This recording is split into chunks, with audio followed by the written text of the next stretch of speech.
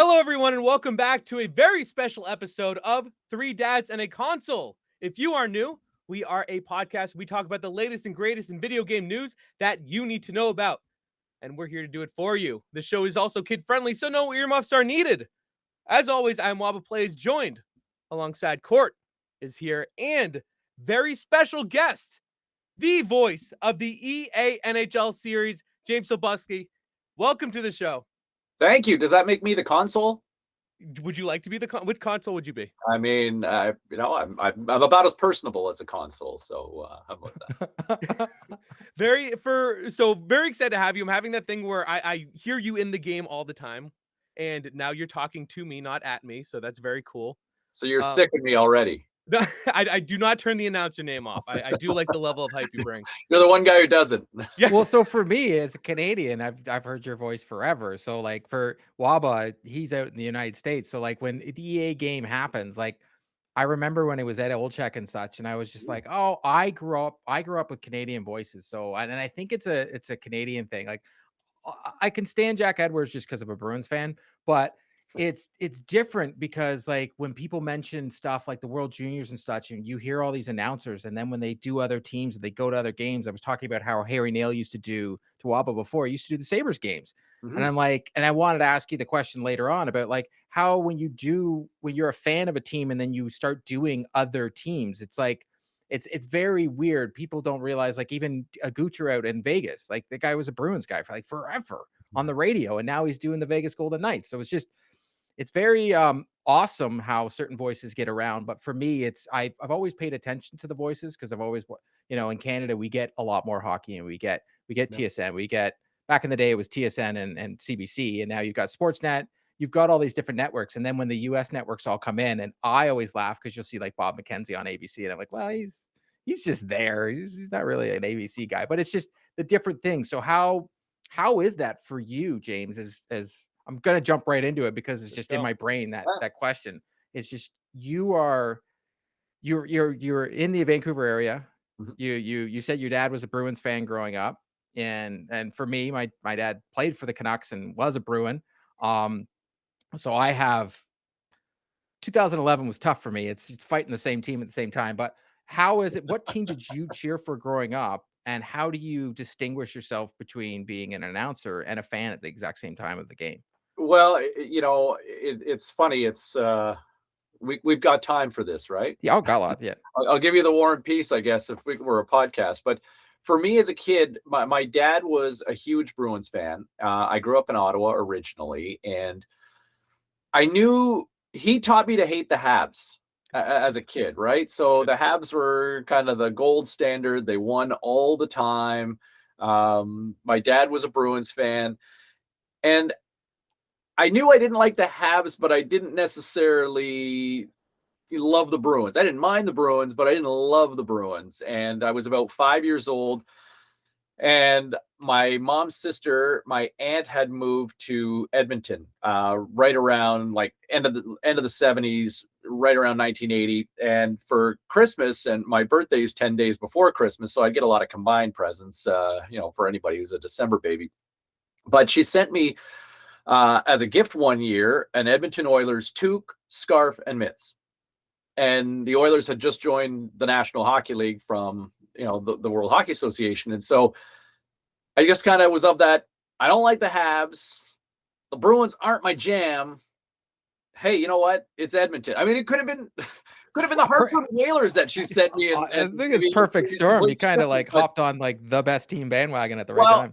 And that was it, right? And so coincidentally, a young Wayne Gretzky's playing for the Oilers, and it just was, my mind was made up. I was like, I'm going to be an Oiler fan. And, at the time differences and at the age I was, it's not like you're able to watch a lot of Oilers games, but I was a big newspaper kid, and I loved box scores. And I mean, there's a generation of people, I'm sure kids, look and click on reading stats and all of it and fantasy and all that. But, back in the day, for real stats geeks, it was reading the box scores in the newspapers. And so for me, I was consumed by just looking at what Wayne Gretzky would do every day. And you'd look at the box scores, you'd see the Battle of Quebec, and you'd see like it was always so much longer because of all the fights in the game. And you're like, whoa, look at how long that box score is. But I was a huge Oiler fan, and so fell in love with that team all through. And it's funny because my mom's next door neighbor as a kid was Dennis Potvin.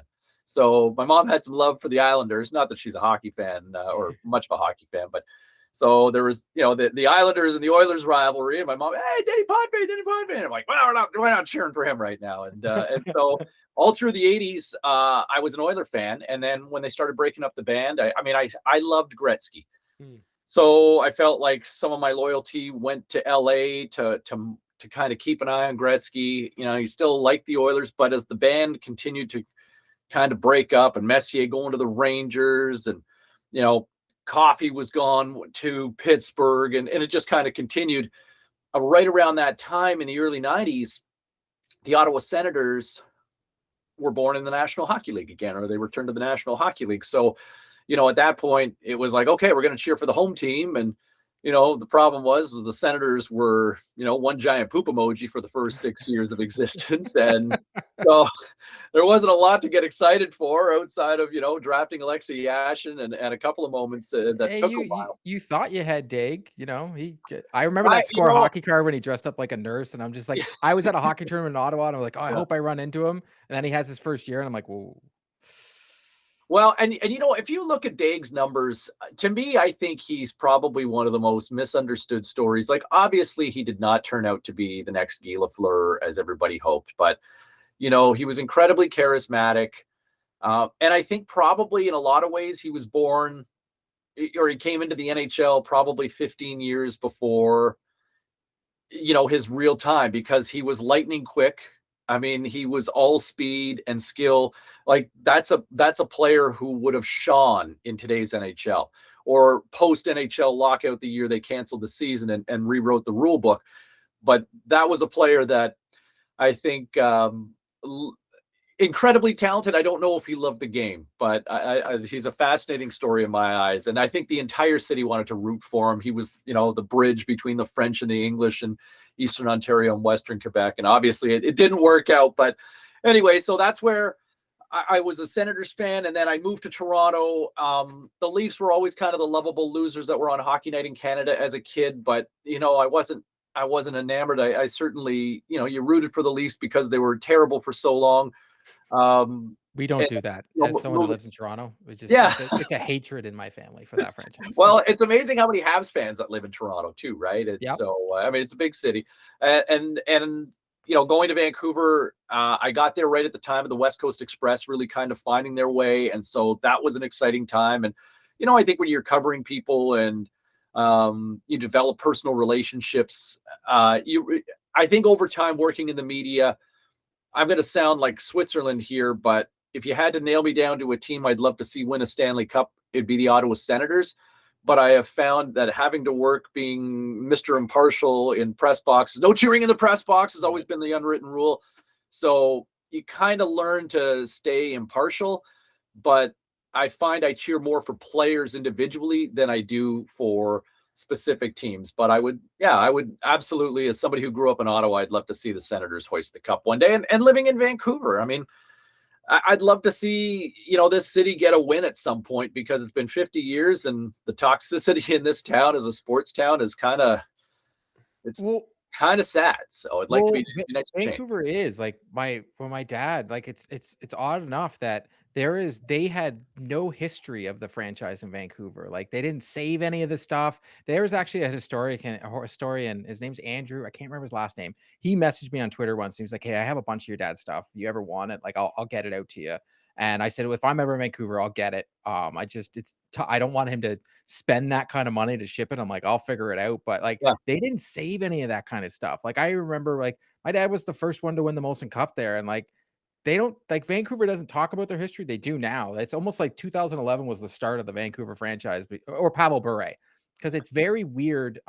Going back, I got to go to a game out in Vancouver, and it's just funny how you brought up the history of the Canucks, and how I'm just like, it's so weird how they don't hold this, like in their alumni box. Yes, they have pictures of the first couple franchises, but even my dad said when he first started out in Vancouver, he said after his first training camp, he's like, oh, well, this is going to be an interesting career here in this franchise, because it was just so badly managed, so badly and they just didn't care about it. And then the city, It's great. I love the city. Like the hockey team's great. They're gonna, blow it up all over again. I don't know why, but it's so weird because I would rather Ottawa win over Vancouver. That's what I think I'm getting at. Like definitely. Yeah. Even though they beat the Bruins last night, I'm like, whatever. Well, it is interesting. Like that was the one thing I think when you come into any market, having moved around, I worked in Toronto, I worked in Vancouver, I went back to Toronto, I came back to Vancouver. But I think it's sometimes understanding the history of a market, right? And the history of a team. And, when I first got to Vancouver in 2000, and I say this respectfully, but, I had always associated Vancouver as being, outside of the 94 Stanley Cup run, which, that Rangers Canucks series in 94 was tremendous, absolutely tremendous with the talent on both ends of the ice. But, I always kind of associated as a kid, like, the Canucks were terrible through the 80s, right? Like they were absolutely awful. They were cannon fodder in the Smythe division where they would get absolutely pounded by the Flames, by the Oilers. Dale Howardchuk padded his stats. Marcel Dion would pad his stats. And, outside of 1982, where they kind of fluked their way into the Stanley Cup final and they got, a hot goalie with Richard Brodeur and off to the Stanley Cup final, but they got swept, right? And they got swept by the Islanders.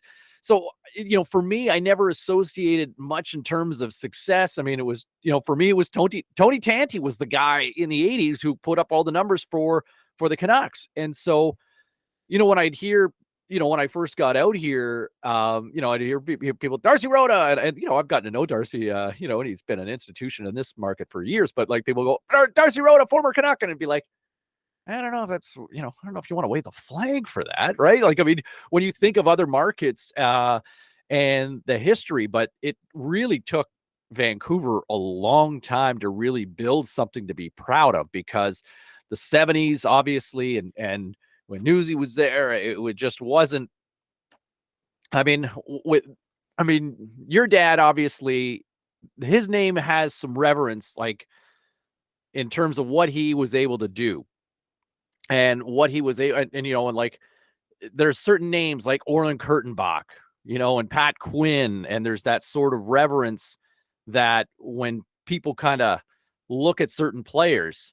But the 70s, the Canucks were terrible, right? And into the 80s, outside of that 82 run, they were terrible, right? And so you're kind of looking at these certain moments, and finally in the 90s with 94, but it obviously wasn't sustainable. Like Bure was exciting, but it's really the last 25 years or so that people look back now where the Canucks feel like there's something to get excited about. The 2011 run with the Twins, the West Coast Express, it wasn't really sustainable, but it was fun hockey for about 5 years.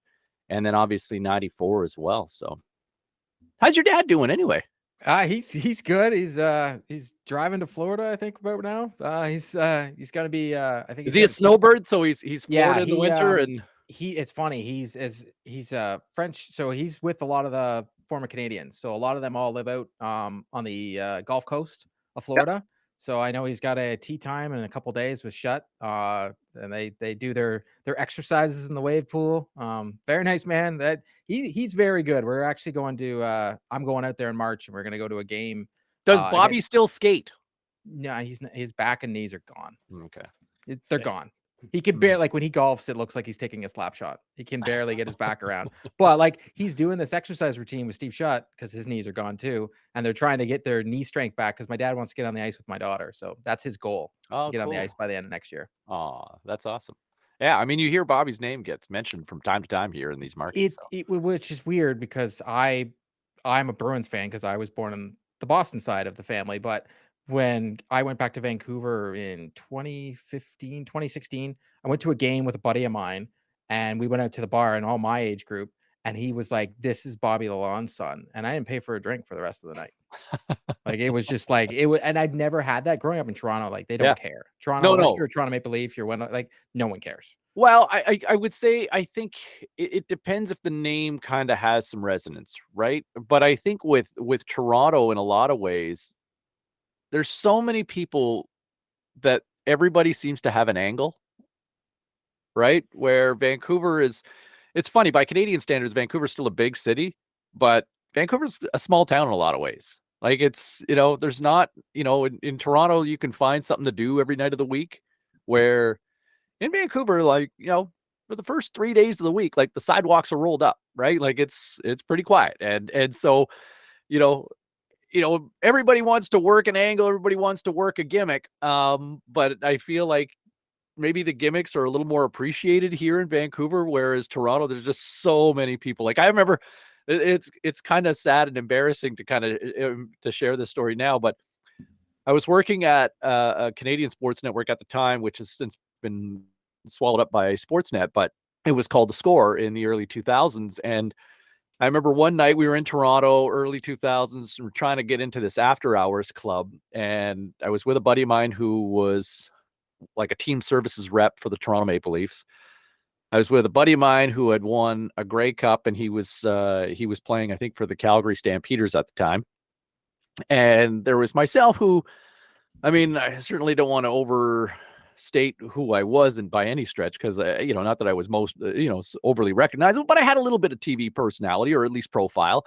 And then another buddy of mine who was with us, who worked with me at The Score as well. And anyway, I was never one to try to angle to talk to the doorman, because I just never felt like, I was always worried about getting turned away, right? Like I never felt like I had enough game or enough stroke to get in there. But anyway, here we are, all 3 sheets to the wind, 2:30 in the morning, trying to get into this after hours club. And, hey, look at the Grey Cup ring, and hey, look at this business card, and he's with the Leafs, and, hey, this guy's on TV. And I remember, the doorman kind of looking at us going, why don't you guys just try to find a sports bar then?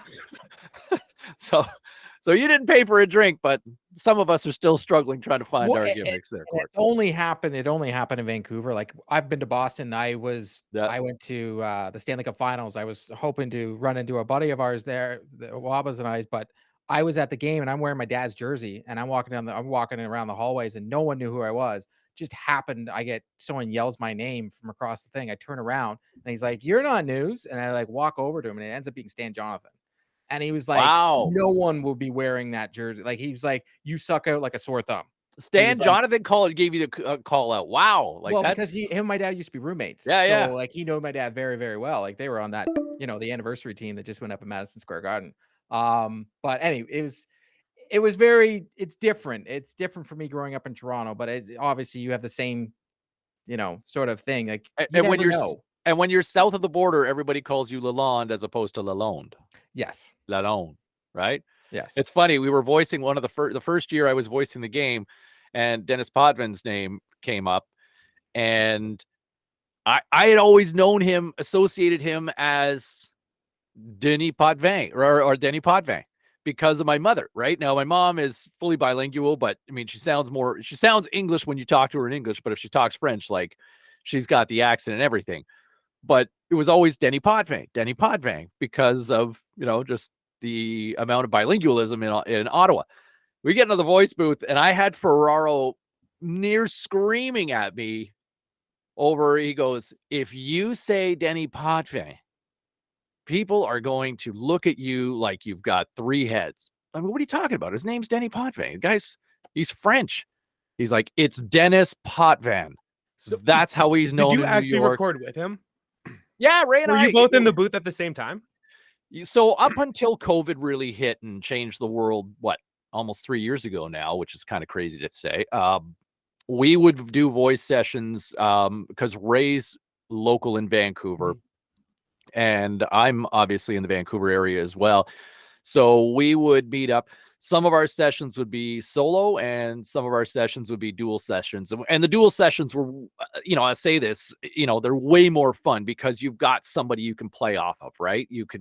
There's a banter, there's an interaction. And that was something that they really wanted with the game as well, to kind of allow us to react. So if I'm, oh, what a big hit. And a Ray, like, oh my God, that was a truck who hit him. And so like we're feeding off each other, or there's little chirps, and it's keeping it on the rails, trying to stay as authentic as we can for the game, but at the same time still allowing us to have a little bit of fun and to play along. So those sessions always felt way more fun, but we'd pretty much been virtual But I mean, we're on the same calls where we do those like 2-person sessions.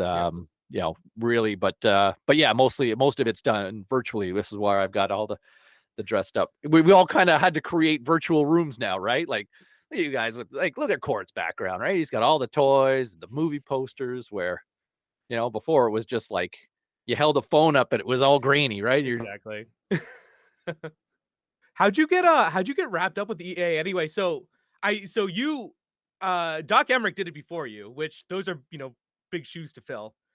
So what was that like? But also, how did you get involved with, trying out and getting involved with EA?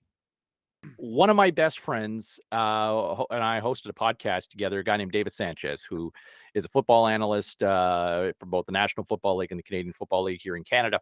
And Davis played for the Chargers, and he won multiple Grey Cups in the Canadian Football League. And anyway, one of his closest friends is one of the lead producers, one of the big guys with the NHL franchise with Electronic Arts, and his name's Sean Ram Jagsing.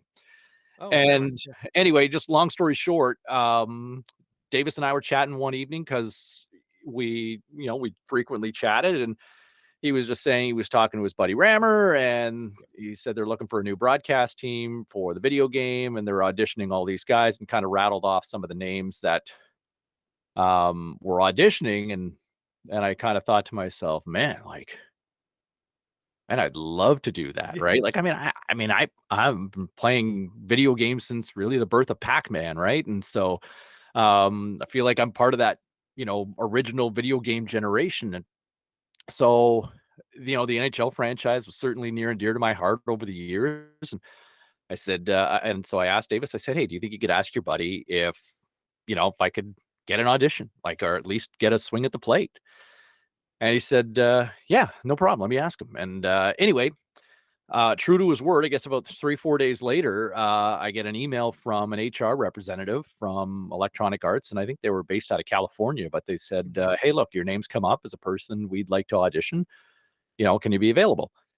And so I went in, and a few weeks later, I did my audition. Actually, it was a day that we were actually flying with the family to Maui, so I hosted a radio show at the time. I did the morning show and then raced off to the studios in Burnaby and did the audition, and it was kind of call it like you see it, and off this little black and white monitor. And I had heard and kind of noticed a couple of producers kind of chuckling, and I just kind of felt like, you see smiles, you kind of feel like, yeah, I feel like I'm getting a good read, and kind of walked out going, I'm not really sure what the hell just happened, but that was fun.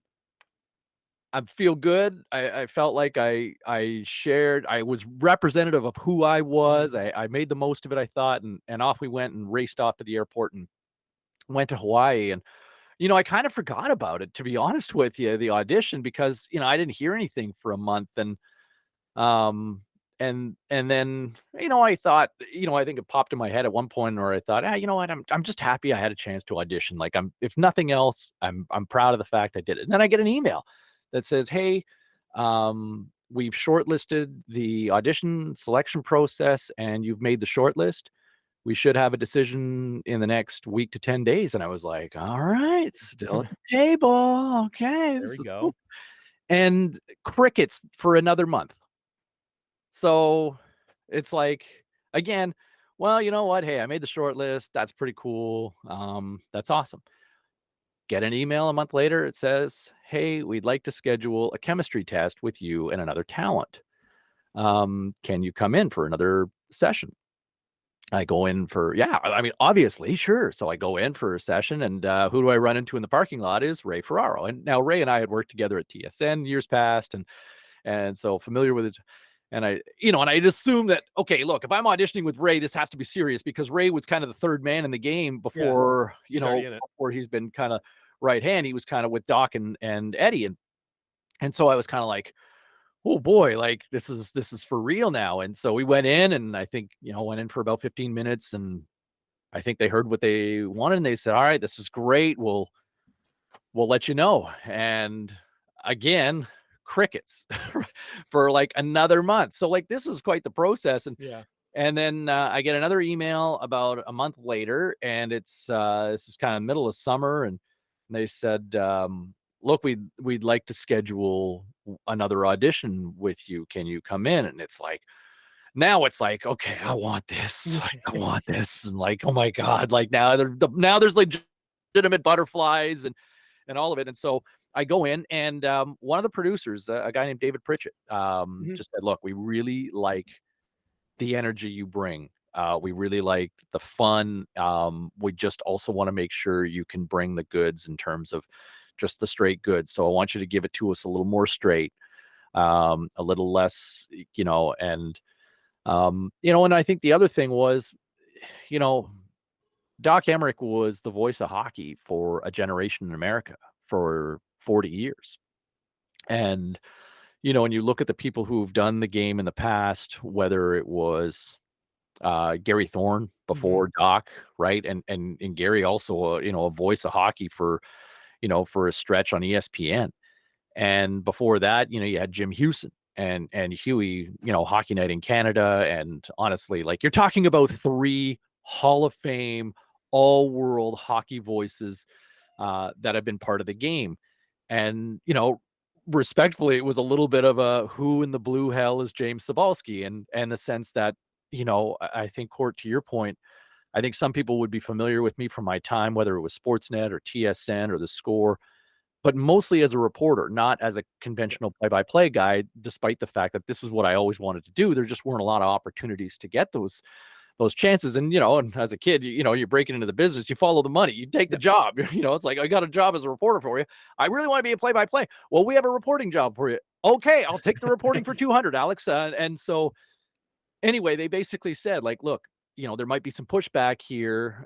We just want to make sure you can do it. And at the same time, are you going to be acceptable if there's criticism on social media that, people, you're an unknown commodity in America and really outside of Canada, and, and not known as a conventional play-by-play guy. And I said, I think I've got a thick enough skin to handle it. And you know what? The last audition, they loved what they heard, and they said, we'll let you know in a week. It was the longest friggin' week of my life. Like, every text, every email that came in, I thought, is this it? Is this it? And, true to their word, it was almost like to the minute, like, we'll call you to let you know in a week. And Rammer had called and said, we'd like for you to be the voice of the NHL. And I've been very fortunate to do some really cool things, win some awards, and travel to a lot of cool destinations in my lifetime. But getting that call and having a chance to be part of a franchise that I would, buy copies and, played a lot of hours, and to now be part of it, it's an incredible feeling. It is not something I take for granted in the least, because for everybody that consumes the product and for everybody that plays the game, I'm that guy too. I'm not the player I once was, but I certainly, try to treat I want the consumer and whoever the gamer is, I want them to feel like that's the biggest game in the world when they play it. And that's the energy and the approach that I take when having that opportunity.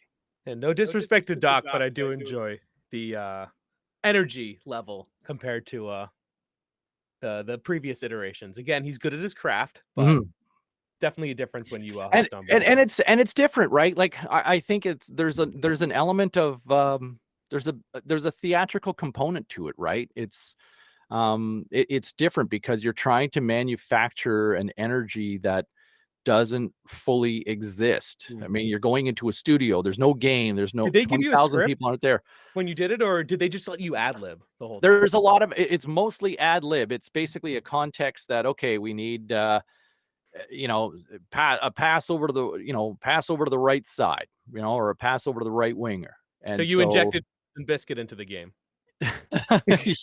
yeah, the Biscuits. It's funny how certain little isms and words that get debated and what some people I've been waiting for hate, like Rock'em Sock'em words to get in there because you got that Canadian. I've been waiting for like an NHL where all of a sudden you like just throw out Bowango, and I'm like, all right, well, there we go. That's more Canadian than anything, or like say Kachuk instead of Kachuk. But it's just in my brain because like I watch it and I hear when I'm playing, I hear more of a Canadian broadcast.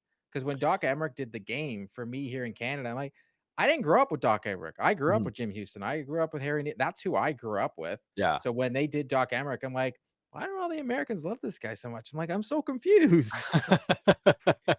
I mean, I would kill to have a career like Doc Emmerich's, but no, I just think that I think at times as Canadians, and I think we're starting to kind of, loosen the tie a little bit. We took hockey so seriously. Mhm. And I think we're starting to try to have some fun with it more and more now. And, the chase for some personality, like, I mean, you look at how Austin Matthews has been showing up to the rink and the fashion. And, I wouldn't say the NHLers are quite at the point of the NBA players and how they arrive to the rink, but there's definitely more of an expressive style and, the whole notion and Court, you can your dad could speak to this, but everybody kind of stayed in their lane, right? Nobody was outspoken, and we're not talking about a Besides Guy, generation of the 50 guy years behind ago.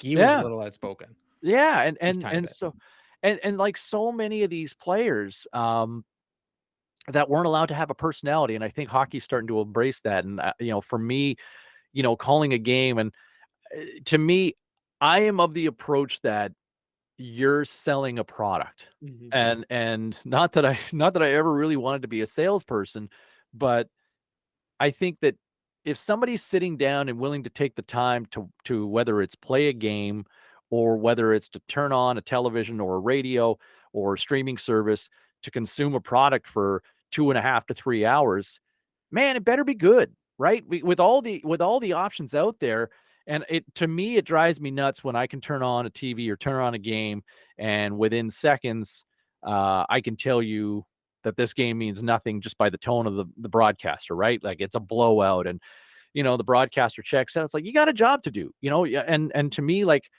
I know it's not for everybody, but like I love the Gus Johnsons. Like I love the person who sells the broadcast, who has the fun and makes it feel intense. And for me, the approach that I took with the game was to make it feel like this is game 7 of a playoff series, right? It may not be the Stanley Cup, but like, there are playoff implications tonight for both teams and that sort of intensity. And the one thing that the producers do, they pipe in crowd noise now when we call the game. So it forces you, it's almost manufactured. So when we do it in a voice session, they just add the sound effect in our headphones that this is so much bigger, right? So that is, so it kind of forces you to, hey, passes the puck over to here, and you can have your certain tone of voice in a studio, but when it's silent,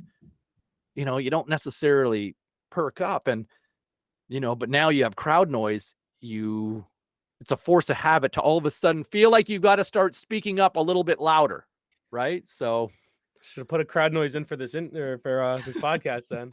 Are you saying I've been boring for the No, last half never, hour? never. See, that's Waba, that was, come that on, was, man. Yeah, I'm that was, getting. wow. Yeah. No, that's not what I was saying. I knew I liked your Canadian host better. Question for you: so for the very first time, my last name got in the game last year, and I know I was going at Nasher put like this tweet out, and I know Waba was like, "How is it that we get named?" Like I know now there's a goalie that has the same last name, even though my name is very popular in Canada, which just wasn't in the game. We always say it's in the game, it's in the game. As someone growing up and playing the game for my whole life, I've always wanted to create my dad, and I was able to do that last year, which was the coolest thing ever. Hey, try having a last name Cybulski, right? There you go. That was the first thing when I got in the game. I was like, when I got the contract, I was like, Cybulski is getting in the friggin' game this year, and I'm gonna say my name, dude. When you put so you got to put my name in the game. They ask some of the people involved with the EA to like give the usernames, and I was like, oh my god, like you can be play-by-play name Waba, and the announcers actually saying like it was unreal. So it's cool, man. And honestly, and this was it like that hearing your voice as well, like when you like played the game and you're like, it's me. It may sound like it sounds so trivial, but everybody like internally, I mean, we are so far as a global nation, I guess, is around the world. Like this is a global game, and even Canada over the last, as a Canadian, in my lifetime, like we are far more diverse now as a nation than we ever have, and same with the United States and across Europe, where the majority of copies of games are sold. But it's not just the Smith and the Jones and the Jenkins anymore, right? Like we are far more diverse. And so, I look at a name like Cybulski as a kid. I mean, trying to pronounce that name 40 years ago was like, might as well have been speaking in hieroglyphics, right? Like going, whoa, nobody could pronounce it.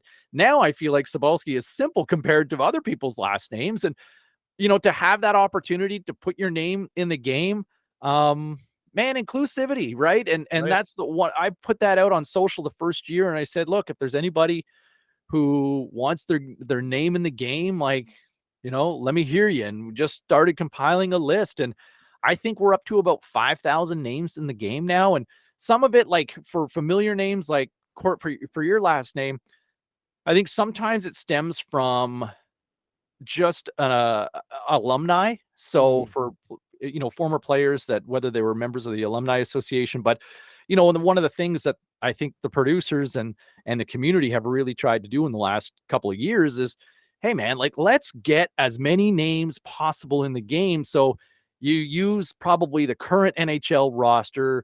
You can draw from some minor league names as well, but I think we've got all of junior hockey. I think we've got the American League now. We've got the East Coast League. We've got the National Hockey League. We've got, so many different leagues. And then you throw it out there, and we add another 1,000 names from, names that are, South Asian and Asian and European and, Eastern European, and just names that would never have found their way in the game otherwise that are now part of it.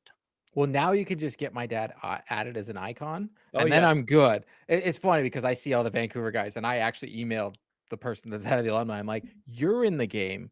You got to put my dad in the game because the head of Vancouver alumni is in the game. But I'm not gonna. It's Yeah, you Robin, gotta- right? Is Robin's the head of the alumni, isn't he? Yeah, so he's like, they're in the game, and I'm just like, just add. I'd just reckon add. in 99 Bobby Lalonde and Hut.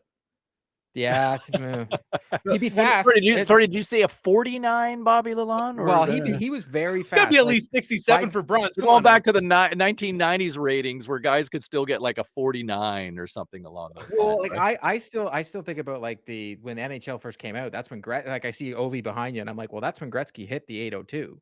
Like I remember that run because it's also the same year that Solani hit his record for the rookie. Like unbelievable year in hockey. But like I look at the games that you've done so far, and they're some of the best NHLs in a really long time. So that's amazing. And is there any, without giving away, like secret names that we don't know are in the game? Like some Ooh, fun things. that's a good question. Don't break NDA. I'm not trying to. Yeah. I still need that contract. Yeah, right.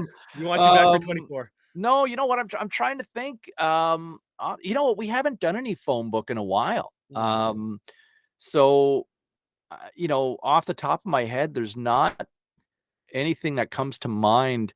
Like if we unlock them, like we create that player, all of a sudden they actually, because I remember way back in the day for you and I growing up, James, Yeah. it was in NBA and in NHL. If you put in their stats for making Michael Jordan, he would show up in the game. And then same with like Gretzky and all these guys. I'm wondering if there's those in NHL. those little we just don't know. little Easter Yeah, eggs. Yeah, that's a good question. I mean, pretty much most of the names that are familiar are in there.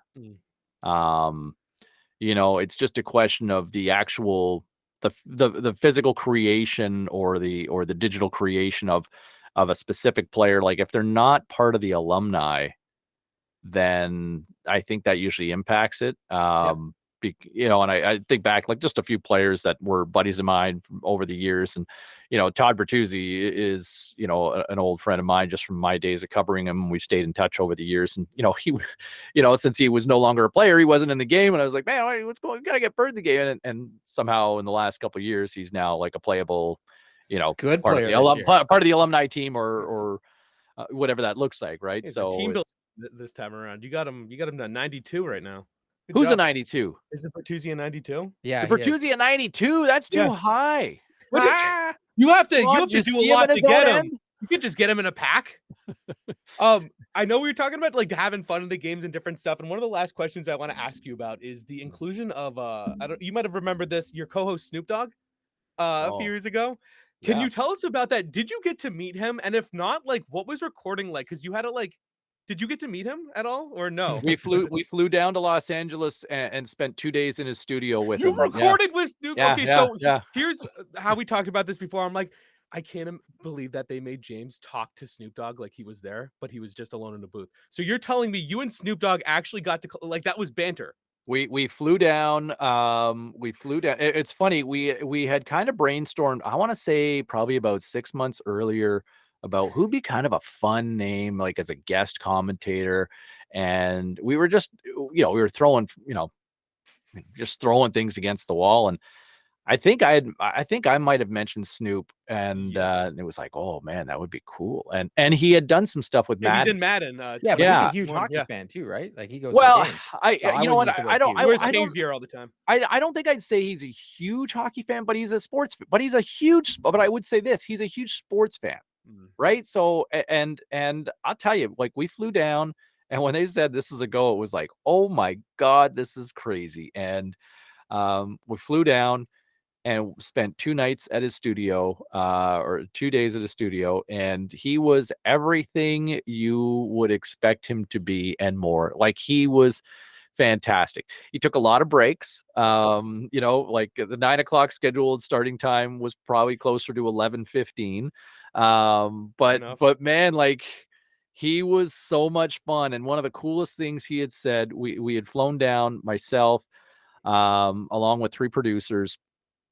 And right out of the gate, when he walked into the studio, he said, guys, I am not above being told what to do. He, basically like the better the game is, the better I look. The better I look, the better the game is. So you tell me what you need, you tell me what you want, and we'll have fun. But man, like we riffed, like we improvised and just rolled off one another. And he was so much fun. Like he was so, I like from my standpoint, I he just fell. knocked over. Oh my gosh, my Gila Fleur picture. Oh man. But I loved it. He was everything you wanted him to be. He was a total pro. He was so smart, so quick on his feet, and he was so Snoop. Like it was just and man, what a smart dude. Like he, for a guy who kind of plays the living the life. I mean, I think he certainly lives the lifestyle, but at the same time, like you don't get that successful by just coasting. And he is not afraid to reinvent himself, to try different things. And I have the utmost respect for that guy, for the empire that he has built. So is there a lost tapes that we don't know of recordings? Because I'm sure there were some explicits Oh, that did not get yes. into the game. There, you know what? There was one outtake. Oh my God, I'd love to listen to them. There was one moment where there was a producer who was just on it. He was the one guy who was there to work, where I think the rest of us were kind of, holy, we're working with Snoop Dogg. Sorry, pardon my French here. But I'm like, this is crazy. We're working with Snoop. And Tim was on it. He was, the clipboard and making the notes and the timing, every little context, every voice. And there was a moment where he was on it all day. And then we had this one moment where it was pretty funny and it was back and forth and we're like, great. And then the one producer kind of looks over and then, how long was that? And he just kind of, I have no idea. And there's like this little pause in the studio and Snoop just kind of, and they're still recording and he just kind of stops, goes, man, you've been on us like nonstop for the last 4 hours. And the one time that we asked you a question, how long was that? You turn around with, I don't know. What the you've been doing all day? and it just like, and like he was just like just chirping to have fun. He was comfortable enough to start talking smack. And oh my God, like I'm probably doing this no justice whatsoever, but we were dying with tears. The fact that now he was chirping, he was chirping one of our colleagues, and we just thought it was the best. So That's unreal. he was so much fun. He was sounded so like much he was fun. having fun, and the fact that you actually were there, it blows my mind. That is something I did not think you were actually there. I thought one of my favorite moments from the Olympics is when Snoop is with Kevin Hart and he's got the binder on the thing. And this is not like that wasn't staged because they've interviewed him about it after. He was being serious. Kevin Hart's like, what is that? He's like, the binder. And Snoop's like, what? You didn't read it? And like that got out after the fact, and I'm just like, that is the funniest. Like to me, he was just like turns to me, he's like, you didn't read it? Well, you have fun today. Well, it was awesome because we were in the middle of the NBA finals, so we were all kind of Team Raptors, and he's a Cali guy, so he was all about Golden State. So there was a little bit of the natural back and forth, just kind of talking about the series, and we had a good bonding moment where I told him, like, I fell in love with basketball because of Kareem Abdul-Jabbar, and when I said that just kind of flippantly, he kind of sat up and he was like, "Huh, really?" He goes, "I'm gonna show you something later before, and true to his word, like he walked out at the end of the first day session, and we all kind of said goodbye, and he came back about 10 minutes later, and he had this little jewelry box he opened up, and it was Kareem Abdul-Jabbar's All-Star rings from 1971 and 1985, and he was like, Kareem was my guy too, and he goes, I bought his All-Star rings, and yeah, it was cool. Like he just talking about the improvisation with like Kevin Hart and as well. And I remember asking him about Half Baked when we were kind of wrapping up, and I was like, oh my God, I love that movie with Chappelle. And I said, I was curious, it's like, how much was that improvised and how much was, he goes, it was all improvised. He goes, it was so much fun. And he had the utmost respect for Chappelle, where he kind of said, David asked him to be in the movie, and Snoop had he was like, I don't have a lot of money. And Snoop was kind of like, oh, where have I heard this before? And David's he goes, but if you would consider doing it, if I ever amount to anything, like, I will be grateful, and I would certainly return the favor if I ever become famous or something. And Snoop kind of said, he goes, true to his word, like, he had me on Chappelle's show twice as the musical guest. And like, that show was the biggest show in the world at that period of time. And so like, he totally returned that favor and gave me that platform all those years later. So that was pretty cool. Like, it was so much fun for me. And at times every once in a while I'll forget about it. And what somebody asked me, like, it's hard not to smile thinking of that experience 3 years ago. I had to. It's the most surreal. When they said he's in their game, like, that is unreal. Like, it was very fun. But we had fun today. I appreciate you coming on. Like I said, this is very. I hear you. It sounds weird. I hear you every day when I play this game. So to actually have you talking with me and not at me is very cool. And I appreciate you taking the time to come speak with us and, talk sports, give us a little insight into the background of, getting involved and being the voice of, one of our favorite games. Well, I'm thankful that you're not sick of me just yet after having listened to me all the time. And I'm the one who grew up. I'm the one who had to watch you on TV too. Like, come on now. I look at your sports, the Score alum. Like, you guys have all like phenomenal careers. Just like, because I remember when the Score first came out, it was like this. It was this, for me, it was great because it had more stats than anything else. It was more stats than any other the sports. Yeah, it had a ticker. It was a running ticker in all the scoreboards. Yeah. Yeah, and then you look at your whole group of all you guys. It's just like, wow, you guys have all done phenomenal. Which is awesome. Honorable mention to Anthony Shoshone, who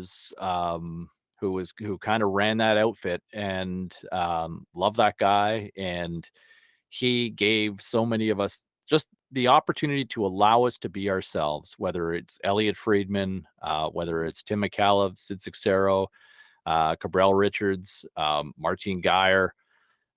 Just an incredible roster. Scott Laughlin and Sirius NHL XM satellite radio, and just the list goes on and on. Steve Coolius, like, there's just so much talent, and there's probably a bunch of names, like Renee Paquette, who, now with AEW and for years with WWE, and Jackie Redmond as well, Greg Sansoni. I mean, just an armada of talent that came through in a very brief window. Just a great place that recognized talent and allowed that talent to be themselves and to grow. And it turned out to be a wonderful breeding ground for me. That my first real big break, and it proved to be a launching pad to go to TSN and to do some amazing things for 7 years there, and then to go on to Sportsnet and smoke and mirrors for a few more years. So when you're not hanging out with us, where can folks find more from you? These days I am, you can find me obviously with NHL 23, which I noticed that there's a lot of great prices for Boxing Day deals these days. So grab a Oh, copy if you you said you haven't weren't a just yet. salesman. Look at that. They giving you a Always cut. selling. Always selling. Use code Cybulski for 10% off. Yeah, exactly. If you can spell it. Yeah. You know what? We also recently launched a podcast in the last couple months called Clearing the Crease podcast with Mike Commodore, who played in the NHL as a defenseman with the Flames, with the Hurricanes, with the Detroit Red Wings, with the Senators, and also Andrew Raycroft, who, if you're a Bostonian, obviously you'd be familiar with the former Calder Trophy winner. So it's myself, Andrew Raycroft, Hey, he and got Mike his Tucker. Commodore, and He every got his 2 weeks. Tuca. Yeah. My wife named a cat after him. Which She had one, Razor? Raycroft. She had Patrice and Raycroft. Well, Patrice was Andrew's roommate at one That time. is- So there you go. I will pass send you a that picture along. of the That I cat. feel like that is a story for the next edition of the Clearing the Exactly. Crease Yeah, we won't podcast. get into that. But thank you so much for joining us again. If you had fun, make sure to follow us on YouTube, youtube.com/3dads-and-a-console. You can find us on Apple, Spotify, anywhere that you find podcasts. We're going to be doing more interview series like this, just different from the regular news and norm. And thank you again, James, for joining us.